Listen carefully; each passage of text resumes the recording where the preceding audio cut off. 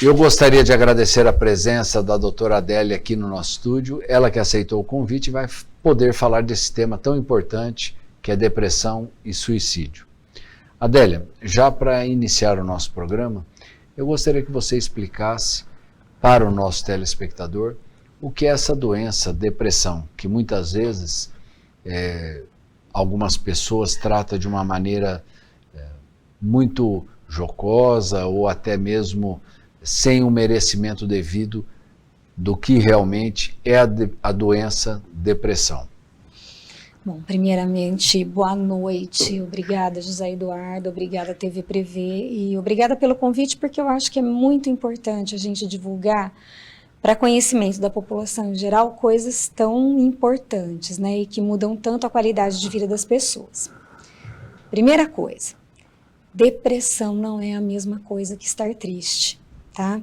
Então, o indivíduo deprimido, ele tem uma sensação de inapetência, incompetência, falta de força, falta de capacidade para realizar coisas, humor rebaixado, tá? Por um tempo mínimo de 2 a 4 semanas e uma incapacidade de sentir prazer nas pequenas coisas. Aí, alguém pergunta assim, então, doutora, eu tenho recebido muito essa pergunta dos estudantes, tanto da Uninove quanto da USP, que eu acabo tendo contato com os estudantes das duas universidades. Quando que a senhora decide por tratar um paciente ou medicar um paciente? E aí eu digo assim, não sou eu que decido. Se o indivíduo tem um número determinado de sintomas, por um tempo X, eu tenho um critério diagnóstico de doença, ele necessita ser tratado. Então, a história clínica já decidiu por ele e por mim, tá? Quando que a gente vai se preocupar se esse indivíduo tem um potencial suicida?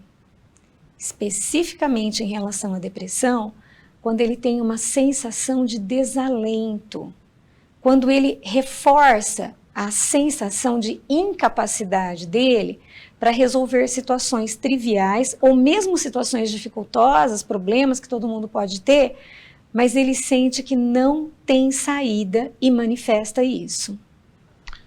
Então, Adélia, em nível cerebral, o que falta nos nossos neurotransmissores que levam o indivíduo a ter toda essa bagagem, esse quadro clínico? Então, vamos lá. Imagina que hoje, quase a maioria das doenças psiquiátricas, elas estão ligadas a um processo inflamatório. E isso é comprovado a nível cerebral. Você ainda não consegue dizer, ó, o neurônio que está envolvido é esse aqui. Mas é uma herança multicausal, que o indivíduo tem um processo inflamatório maior, causado, que a gente chama por um estresse oxidativo, tá? Por conseguinte, ele consome mais a serotonina e sobra menos serotonina disponível na fenda sináptica. Por isso que os inibidores seletivos fazem tanto efeito. Então, a gente já tem uma comprovação bioquímica do que acontece, por isso que o medicamento vai fazer o efeito e a gente sabe aonde. Aí, até algum tempo atrás, alguém dizia assim, o que veio primeiro, o ovo ou a galinha? Baixou a serotonina e ele tem uma alteração comportamental, ou a alteração comportamental baixou a serotonina? E aí a gente dizia assim, enquanto eu não tenho certeza, trata, a gente equilibra os dois fenômenos e o indivíduo, por conseguinte, melhora. Hoje, já é sabido assim, o indivíduo tem uma propensão a quadros imunes e inflamatórios aumentada, a um consumo de neurotransmissores, e eu preciso tratar disso. Responde mais ou menos? Não, sem dúvida nenhuma. É importante saber, então, que esse neurotransmissor, a serotonina, está diretamente ligado à sua baixa à depressão. Sim. E que é uma doença e deve ser devidamente tratada. Como eu falei, tem muitas pessoas que acham que isso daí é frescura, que a pessoa não tem depressão, mas hoje é sabido que a depressão é a maior causa do suicídio. Sim. Então, a pessoa deve ser bem tratada, muito bem acompanhada, para que não tenha esse desenrolar fatídico. Com relação ainda à depressão, ela é mais comum em homens ou mulheres? Você acabou me falando que tem um fator genético, Sim. que a pessoa realmente traz aí uma carga genética. Homens ou mulheres? Existem também algumas raças que são mais propensas a ter? Eu já ouvi falar que os países do norte, onde o sol incide menos, tem maior tendência a ter a depressão. É verdade isso? É verdade. Essa incidência muda ao longo da vida. Se eu imaginar uma criança, tá? E existe um número grande de crianças deprimidas, é mais comum em meninos, tá? Da adolescência para frente é mais comum em mulheres. Talvez pelas pressões sociais, mas existe uma questão genética envolvida, tá? Em relação aos países nórdicos, é verdadeiro que tem uma incidência maior, mas aí a gente já atribui não à genética, mas ao fator externo. Então, o organismo da gente precisa de um cronotropismo para funcionar e um fototropismo. A gente precisa do sol do meio-dia para ter uma alta de cortisol, e a gente precisa de um resfriamento do corpo e um relaxamento que acontece no meio da noite até o início da madrugada, que é cronotropizado pela melatonina, para a gente liberar GH e ter um relaxamento, tá? Se você passa com uma privação de sol muito grande e já tem essa predisposição, então nos países nórdicos, apesar da gente ter uma qualidade de vida melhor pela questão financeira, é altíssimo o índice de suicídio ou de pessoas convivendo com uma depressão ou mesmo uma distimia, que seria uma depressão crônica. Então, eu falei até de raças, porque a gente sabe que a quantidade de suicídios no Japão é muito alta. É lógico que você vai falar, mas no Japão também tem um problema de sol, eles têm pouco sol o ano inteiro e tal. Mas algumas raças têm maior tendência ou não? Não, isso é universal. A questão do Japão é assim, ó. País nórdico é uma questão do ambiente e no Japão é uma questão cultural. E aí a gente tem que intervir. Se você tiver um paciente oriental e ele decidiu, é necessário você intervir, deixar que ele coloque para fora esse problema e auxiliá-lo a achar alguma solução, enquanto ele elabora toda essa carga afetiva. Porque no Japão eles são levados a pensar e entender que não existe saída além daquele objetivo que ele traçou. E como todo ser humano, nem sempre a gente consegue atingir os nossos objetivos. Não é para você ser acomodado, nem contente com tudo aquilo que te acontece, nem deixar de batalhar, nem deixar de manifestar o seu descontentamento. Mas existem saídas, outras, diferentes, que todas elas são melhores do que a morte, né? Não, sem dúvida nenhuma. No idoso, muitas vezes, a depressão se apresenta de maneira diferente. Eu já vi alguns idosos que ficam ranzinza, chato, reclamão. E eu vi alguns colegas dizendo que isso daí também é depressão. Sim. O que acontece com o idoso? Ele começa a ter uma sensação de incapacidade. Essa sensação de incapacidade, ela é fisiológica, né? Você não vai ter o vigor, nem o vigor muscular, nem o vigor da memória, todas as suas capacidades resolutivas. Mas é hora de você pensar em outras questões, né? Que você pode ser acolhido pela sua família, que você pode utilizar os seus conhecimentos adquiridos, essa sensação de sabedoria. E o idoso que deprime, e isso não é incomum, isso vem acompanhado da sensação de desalento, e ele não consegue dizer que está sofrendo. Então é a pessoa que fica ranzinza, que exacerba as esquisitices dela, que briga com o neto ao invés de ficar contente quando ele vem visitar, que embirra com as pessoas que podem ajudar. Então também existe um trabalho, tá? Tanto de medicação, mas às vezes alguma terapia para o indivíduo conseguir perceber que ele não está desalentado, que ele tem uma rede de apoio, tá? Que ele tem coisas boas ali dentro, que ele tem o que viver ainda. Aquelas pessoas que têm algumas doenças, muitas vezes até incurável, um câncer, uma AIDS, essas pessoas estão mais predispostas a ter essa depressão? Então, por 2 motivos, sim, tá? Uma é que tanto o câncer quanto o HIV, né, quando ele se manifesta como a AIDS, eles estão acompanhados de processos inflamatórios intensos, tá? Então, isso a gente já sabe que vai interferir e predispor a pessoa por si. Outra é a questão afetiva mesmo, é a sensação de desalento. O que vem depois disso? Eu vou conseguir melhorar? Será que terei forças para? Então, é um fator disparador, causador a mais, com certeza. Sabe-se que o suicídio é mais comum entre os 15 e os 35 anos. Por que essa faixa etária é realmente mais comum de ter o suicídio? Acho que por vários motivos, tá? Então, imagina assim, a adolescência é uma fase extremamente conflitiva. Então, a gente fala assim, ai, que delícia, que período legal, toda essa poesia, mas não é bem assim. O indivíduo tem mais ou menos 10 anos da vida dele para fazer o luto do corpo infantil, aceitar o corpo adulto, que nem sempre é aquilo que ele queria, decidir se ele vai estudar, se não vai, se vai trabalhar, se não vai, como vai ser, se vai casar, qual é a sua preferência e identidade sexual, se identificar com a humanidade de modo geral, para definir a sua cidadania. E isso não é uma coisa tão simples assim, tá?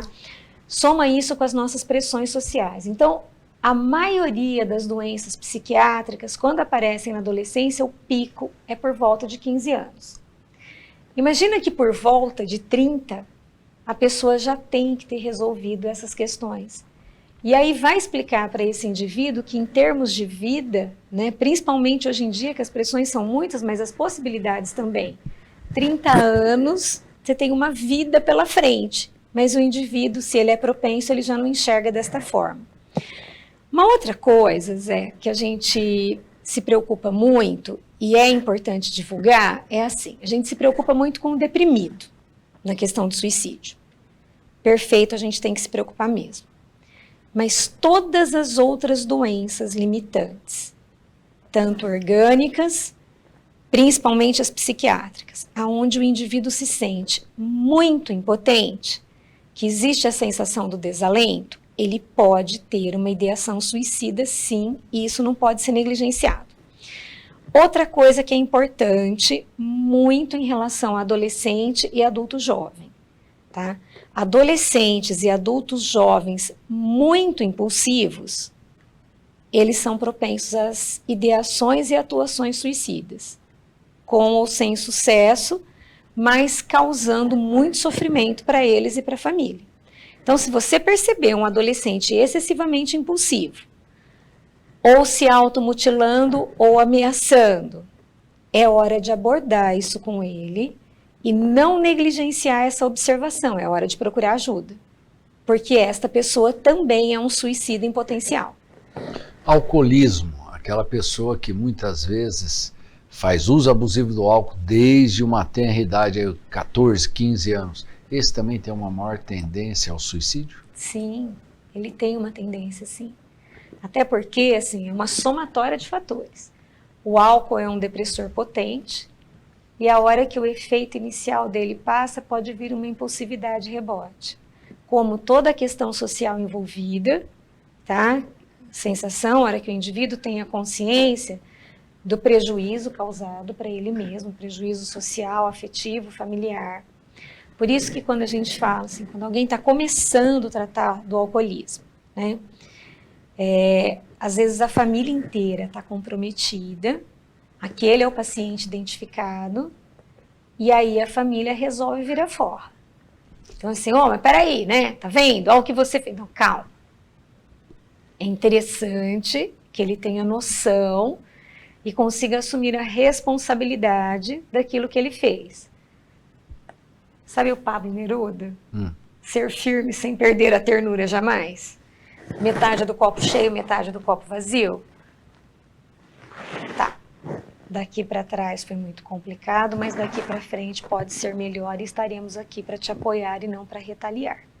Porque às vezes, a hora que o indivíduo se dá conta de toda a monta de perdas, eu não vou dar conta. Melhor morrer.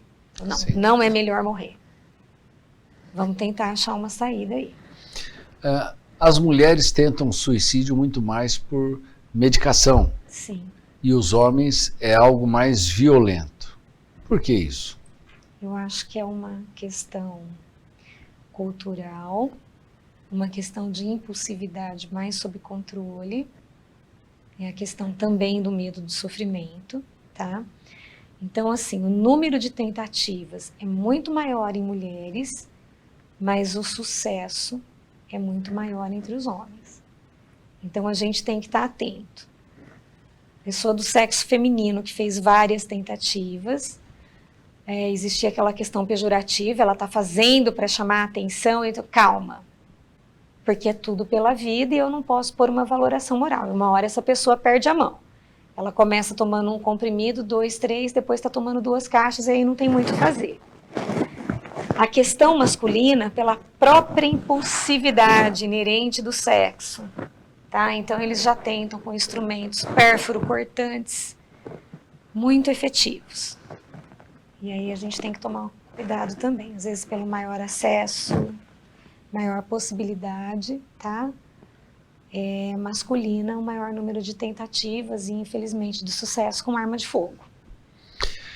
Adélia, o que a família deve ficar atenta e começar a perceber que aquele indivíduo, ou com depressão, ou usando álcool, ou com alguma doença, terminal ou não, está dando de sinais e sintomas que deve alertá-los a procurar um profissional, senão esse indivíduo vai realmente cometer o suicídio?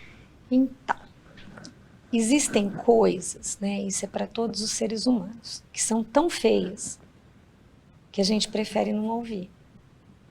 Às vezes o familiar ele tem tanto medo que ele não deve ser isso. E na realidade o que a gente orienta é assim, se você ouviu algo ou percebeu algo, não negligencie a sua observação. É isso mesmo, tá? Então, a hora que o paciente diz assim, não tem saída. Eu queria dormir e não aparecer mais. Não tenho força para resolver isso. Você tem alguma coisa que te impeça de morrer? Não. Você tem alguma coisa que te prende aqui? Se ele diz assim, não faço nada porque eu tenho minha mãe... Não, você tem razão de não fazer nada, sua mãe vai sofrer muito. Eu tenho um filho, uma pessoa diz assim, eu não tenho nada que me prenda. Acabei de brigar com a namorada e aí acabou, não tenho mãe, não tenho filho, não tenho cachorro, não tenho nada. Se a pessoa não tem convicção religiosa alguma, se ela não tem uma rede de apoio, ou se a rede não consegue sentir-se vinculada a ela. A mãe está ali do lado, mas a pessoa está dizendo, olha, eu não me sinto apoiado. Né? E apoiado não é fazer as vontades. Apoiado é dizer que simplesmente eu estou descontente e alguém vai me ouvir. Dá na hora de procurar ajuda profissional. Nossa, meu Deus, mas o meu filho, que eu amo tanto, né? Estou aqui. A senhora é mãe. Tá? Ele precisa de um profissional para ouvir, para falar que ele sente que ninguém ouviu e eu sei, eu te entendo que a senhora estava do lado dele, né? Esse é papel do profissional também. Às vezes você precisa dizer para a família, olha, eu acredito na senhora, no senhor, mas eu preciso ouvir. E a gente precisa arrumar uma maneira dessa pessoa perceber que ela pode se vincular à vida. Esporte e religião, além do profissional, ajuda bastante? Muito, muito, muito. Essa é uma questão assim, que também a gente tem que perder o medo. Então, o esporte, primeira coisa. Atividade física, teve um tempo que era dito que era uma terapia alternativa. Já faz muito tempo que foi alçada a categoria de terapia complementar. Então, a hora que você se movimenta, se é uma coisa prazerosa, tá? Então, assim, também não vai esperar que o indivíduo vá correr a maratona. Mas se ele está inserido em alguma atividade e ele sente prazer nisso, ele está liberando endorfina, tá? E isso ajuda a equilibrar o humor dele.